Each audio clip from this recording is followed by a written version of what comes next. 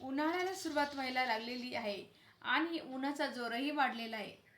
आणि उन्हाळ्यामध्ये ना थंड पेय जे प्रमाण आहे ना ते वाढतच आहे. उन्हाळ्यामध्ये जर आपल्याला हे असं थंडगार बदाम शेक जर मिळाला ना, अगदी गाड्यावर किंवा रेस्टॉरंटमध्ये मिळताना अगदी सेम, उलट त्यापेक्षाही भारी बदाम शेकची रेसिपी पाहणार आहोत. नमस्कार, मी ज्योती. तुमच्या सगळ्यांचं मनापासून स्वागत.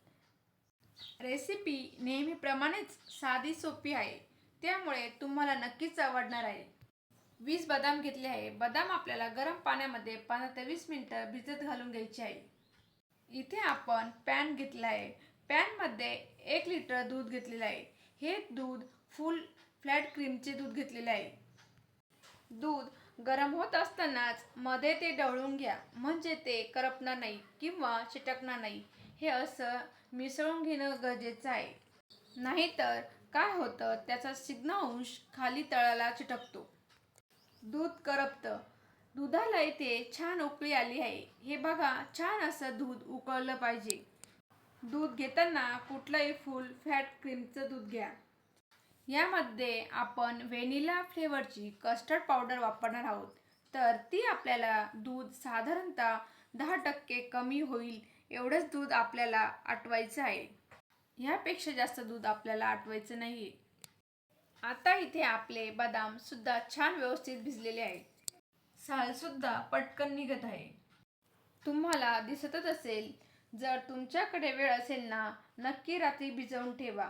जर वेळ नसेल तर असं गरम पाण्यामध्ये घेताना 10 ते 15 मिनिटांसाठी 15 ते 20 मिनिटात सुद्धा हे छान भिजतात आणि अगदी पटकन याची साल सुद्धा निघते.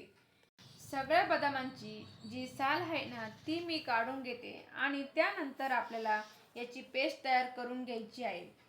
आणि याची छान अशी एकदम बारीक पेस्ट तयार करायची आहे. जे दूध आहे ते मी कढईमधूनच घेतलेलं होतं. बदामाची पेस्ट तयार झालेली आहे. आता यानंतर 1 चमचाभर मी कस्टर्ड पावडर घेतली आहे. व्हॅनिलाची कुठलीही कस्टर्ड पावडर तुम्ही येथे घेऊ शकता. त्यामध्ये सुद्धा थोडंसं दूध टाकलेलं आहे. छान मिसळून घेऊया. इथे मी तुम्हाला जे सिक्रेट म्हटलं होतं ते म्हणजे कस्टर्ड पावडर, ती वापरायची आहे. दुधाला ऑलरेडी घट्टपणा असतो, ते ऑलरेडी जास्त क्रीमी असतं, त्यामुळे जास्त कस्टर्ड पावडर वापरायची नाही आहे. यामध्ये आपल्याला बदामाची पेस्ट घालून घ्यायची. त्यानंतर मी पाव चमचाभर येथे वेलचीची पूड घेतलेली आहे आणि रंग छान यावा याकरता मी केशर घातलेलं आहे. हे सगळं टाकणं पूर्णपणे पर्यायी आहे.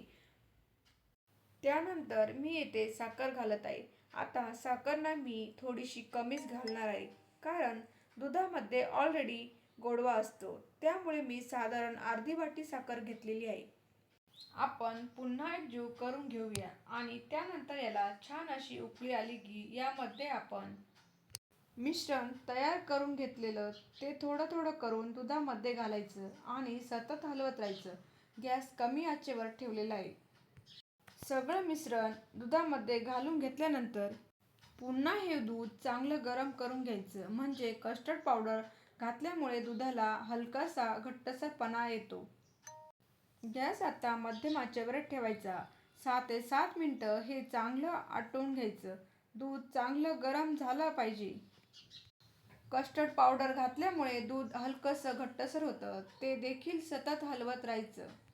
10 ते 12 मिनिटं हे दूध चांगलं उकळून घेतले. त्यानंतर घालायची आता जी कस्टर्ड पावडरची सॅलरी आहे ना, एका हाताने हलवायची आणि दुसऱ्या हाताने पटपट विस्करने मिक्स करून घ्यायची आहे. आता आपल्याला गॅस बंद करायची आहे. हे पूर्णपणे थंड झाल्यावरती सर्व्ह करायचं आहे, कारण त्याची जी चव आहे ना ती थंड झाल्यावरती इतकी छान लागते ना. तर त्यासाठी मी या पातेल्यामध्ये ट्रान्सफर करून घेतलेलं आहे. वरतून थोडेसे काजू बदामाचे काप घातलेले आहेत. हे आपल्याला फ्रीजमध्ये 2 ते 3 तासासाठी थंड करून घ्यायचे आहे. तर हे पहा, थंड झाल्यानंतर बऱ्यापैकी घट्ट झालेलं आहे. अतिशय मस्त हे बदाम शेक आपला इथे तयार झालेला आहे. हे पिण्यासाठी रेडी झालेलं आहे. फक्त उन्हाळ्यातच नाही तर तुम्ही केव्हाही तुम्हाला आठवण आली ना, केव्हाही हे बनवून पिऊ शकता. असं काही नाही की याला उन्हाळ्यामध्येच पिलं पाहिजे. यामध्ये भरपूर सारे प्रोटीन्स आहे. लहान मुलांना तर फार आवडणार आहे. तुम्ही बघू शकता जसे गाड्यावर किंवा रेस्टॉरंटमध्ये मिळणारा बदाम शेक त्यापेक्षाही अप्रतिम ही रेसिपी आहे. एकदा तर उन्हाळ्यामध्ये तुम्ही तर जरूर ट्राय करून पहा. तुमच्या घरच्यांना नक्कीच आवडणार आहे. बाहेर जेवढ्या किमतीत मिळतो ना त्याच्याच कमी किमतीत घरी बनवून तयार होतो. रेसिपी जर तुम्हाला कुठे आवडली असेल ना तर रेसिपीला एक लाईक जरूर करा. जर ही रेसिपी पाहत पाहत तुम्ही इथपर्यंत आलाच असाल तर चॅनलवर जर तुम्ही माझ्या नवीन असाल, चॅनलला अजून सबस्क्राईब केलं नसेल तर नक्की करा. जेव्हाही माझे नवीन व्हिडिओज येतील ते तुम्हाला सगळ्यात अगोदर पाहायला मिळतील.